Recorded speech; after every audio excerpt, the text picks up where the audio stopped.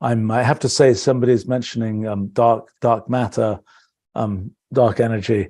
I've been studying. I think I've said this too many times. I've been studying the second law of thermodynamics, law of entropy increase, for the last several months, actually, because I've realized that some things we've done in our physics project kind of open up a bunch of things that people have been confused about, including myself.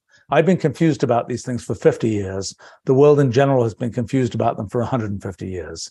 So, but in any case, one of the things that I'm really struck by in the early days of the development of ideas about thermodynamics, there was this idea of the caloric theory of heat, where the idea was that heat is a fluid that kind of suffuses all substances. And that's what heat is. As we know now, heat is, the motion of molecules and so on. But I just have this tremendous image of dark matter is the caloric fluid of modern times, that it's not what you think it is. It's not something which is described, at the time when people were talking about caloric fluid, people knew there was air as sort of a fluid and there was water as a fluid, and fluids were a thing that was a sort of a description for how things work in the world. They didn't think of the idea, or some people did, but mostly they didn't think of the idea, it's motion of molecules.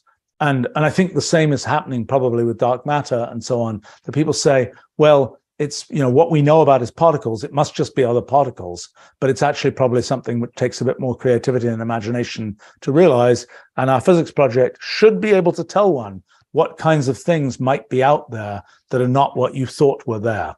And so that's one of the things I hope to work on soon.